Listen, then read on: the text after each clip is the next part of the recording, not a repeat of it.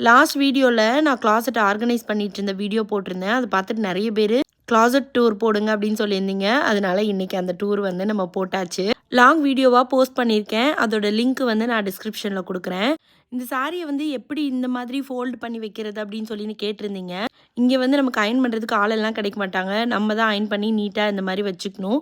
So நான் இதை எப்படி சிம்பிளாக மடிக்கலாம் அப்படின்றத நான் காமிக்கிறேன்.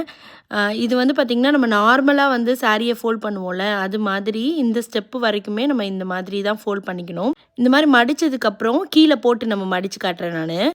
ரொம்ப ஈஸி தாங்க, நிறைய பேருக்கு முன்னாடியே தெரிஞ்சிருக்கலாம். ஸோ இந்த மாதிரி மடித்ததுக்கப்புறம் நான் நார்மலாக எப்படி மடிப்பேன்னா இந்த மாதிரி தான் ஃபோல்ட் பண்ணுவேன். ஸோ இது வந்து நார்மல் மடிப்பு, நம்ம எப்போவுமே வீட்டில் இந்த மாதிரி மடிப்போம். நான் இப்போ வந்து ஒரு சின்ன மாற்றம் தான் பண்ணியிருக்கேன். இது இந்த மாதிரி விரிச்சிட்டு பாதி அளவுக்கு இந்த மாதிரி ஒரு ஃபோல்டு பண்ணிடணும். அதே மாதிரி அந்த சைடு இருந்தும் அதே பாதி அளவுக்கு இந்த மாதிரி ஃபோல்டு பண்ணிவிட்டு இப்போ மொத்தமாக இந்த மாதிரி மடிச்சிடலாம். நம்ம இது மடிச்சிங்கன்னா இந்த மாதிரி குட்டியாக ஒரு மடிப்பு கிடைக்கிது இல்லையா, இதை வந்து ஒரு பாதியை விட கொஞ்சம் கம்மியாக இந்த மாதிரி இந்த அளவு கேப் இருக்கிற அளவுக்கு வச்சுட்டு நம்ம இந்த மாதிரி மடிச்சிடலாம். இது மடிச்சிட்டிங்கன்னா அவ்வளோதாங்க, ரொம்ப ஈஸியானது தான். இதை மடித்ததுக்கப்புறம் ஒரு முக்கியமான டிப் என்னென்னா, நம்ம பூ கட்டுற நூல் இல்லை ஒரு திக்கான நூல் இருந்ததுன்னா அதில் இந்த மாதிரி சாரியை வந்து கட்டி வச்சிட்டிங்கன்னா இந்த நூலை வந்து நம்ம ரீயூஸ் கூட பண்ணிக்கலாம்.